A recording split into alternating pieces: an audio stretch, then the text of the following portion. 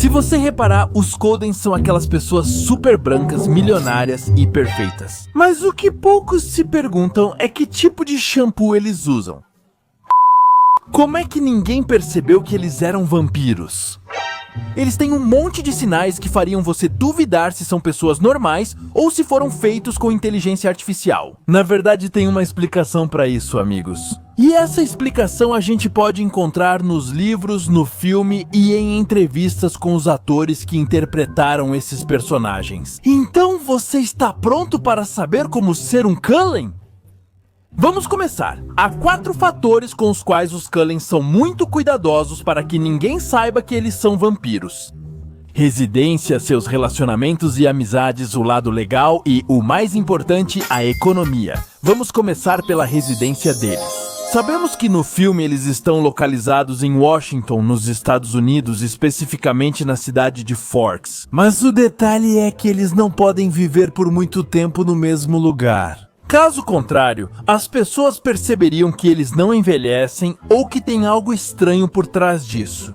Os Coldens precisam se mudar a cada 6 ou 7 anos, que é o tempo aproximado em que se percebem as mudanças de idade em uma pessoa, formaturas escolares ou até mesmo a reputação com a comunidade. Eles fazem de tudo para conseguir ficar o máximo de tempo possível em um mesmo lugar. Mas quase sempre o tempo deles é de 6 ou 7 anos, e a maneira como escolhem para onde vão se mudar é bem peculiar. Primeiramente, o lugar precisa ter o clima perfeito para eles, que sejam regiões com clima nublado. Dessa forma, eles evitam ter que andar sempre bem cobertos como uma freira, para não brilhar à luz do sol. O segundo fator é a distância. De acordo com os livros, quase sempre eles se mudam para uma cidade ou vila que fica a 2 horas de distância da sua residência anterior. Isso é aproximadamente 140 minutos, 45 quilômetros de distância. O bom de tudo isso é que os Cullens são donos de várias casas por todos os Estados Unidos. Todas essas casas foram compradas por eles ao longo do tempo. Só há uma que foi herdada por Edward, e essa casa pertencia aos pais dele, que eram advogados, e por isso foi herdada por Edward. E com o tempo, ele procurou maneiras de herdá-la para si mesmo, fingindo ser um membro da própria família. Isso para que não digam que esse Edward já viveu mais de 400 anos. Algo está errado. A única coisa que vocês precisam ter em mente é que, para voltar a um lugar onde já estiveram antes, precisam esperar. De uns 70 a 80 anos, que é a média de vida de um humano. Dessa forma, eles garantem que as pessoas não os reconheçam e possam voltar como os novatos do lugar. E é assim como, através de sua vida imortal, eles vão se mudando para todas essas casas. Depois de 7 anos com uma nova vida e novos laços familiares, isso nos leva ao próximo ponto: os relacionamentos e amizades. Depois de se mudarem, seus papéis familiares nem sempre permanecem como foram apresentados para nós no filme. Eles vão se adaptando conforme o lugar ou as vidas passadas que tiveram. Às vezes, Eduardo é filho único. Em outros casos, enquanto só Rosália e Gaspar são filhos de Carsley, eles simplesmente são colegas de quarto que se conheceram do nada. Tudo depende do que eles querem escolher. Na verdade, isso também pode influenciar se eles moram juntos ou não. Por exemplo, houve uma época em que Alice e Gaspar moravam em outra casa, assim como Rosália e Emílio, que preferiam viver separados como um casal recém-casado. Outra coisa muito importante é que eles mudam de nomes e às vezes Gaspar usa o sobrenome Hale, da Rosália.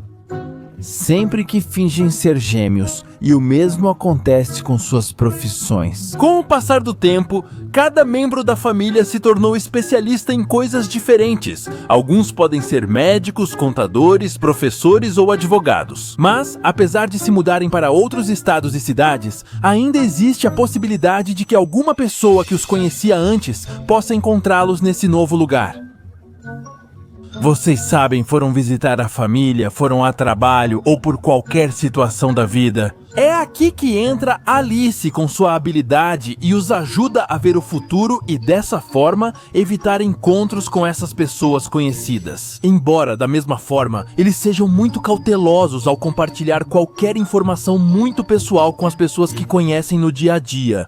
E isso se combina com outra de suas regras mais importantes, que é não receber visitas humanas em sua casa. É isso mesmo, amigo! Se por algum motivo do destino você se tornou um bom camarada de um dos Cullen, nem em sonho eles vão te convidar para a casa deles. E claro, a regra de ouro deles é se alimentar só de animais para não causar destruição e não ter problemas com a polícia. Continuando com o aspecto legal, e olha que os Cullen realmente têm uma grande vantagem legal, já que a carta na manga deles é o advogado deles, Jenks. Toda vez que os Cullen se mudam, compram uma nova propriedade ou ganham dinheiro de maneiras não muito legais, Jenks entra em ação. Ele é o advogado responsável por todas as suas identificações, todas legais, escrituras, notas fiscais de veículos. E ele está sempre atualizando tudo para os novos nomes e locais dos Cullen. Mas obviamente para que ele faça tudo isso, eles pagam muito dinheiro para Jenks. Ser ilegal não é tão grátis e barato, né? Se você já viu os Cullen na sua cidade e busca informações após a partida deles, o mais provável é que Jenks e Jenks já tenham apagado todos os registros, como se nunca tivessem existido. E embora Jenks pareça ser muito confiável, a verdade é que Jasper usa seus poderes de patoquinese. Isso para manipulá-lo ou transformá-lo em pato. Mas como é que os Cullen conseguem fazer tudo isso? Seria preciso muito dinheiro para ficar trocando de identidade e de casa como loucos, vocês não acham? É assim que chegamos ao aspecto mais importante para os Cullen, a economia. Eles têm uma grande vantagem em relação a um humano comum. E é que eles são imortais, então podem juntar muito dinheiro ao longo de muitos anos. E se eles se lembrarem, eles só comem animais selvagens, então não precisam gastar todo o salário na despensa. E se alguma vez você desejou poder ver o futuro para adivinhar quais são os números do bilhete premiado da loteria? Adeus, adivinha só? Aqui, Alice é quem cuida de ver o futuro. Adivinhar todos esses jogos de azar, como apostas, loteria milionária ou até mesmo jogadas no cassino. Mas olha, tudo isso eles fazem com um sistema muito cuidadoso para que ninguém desconfie deles. E além disso, é claro, todo esse dinheiro é lavado por Jenks.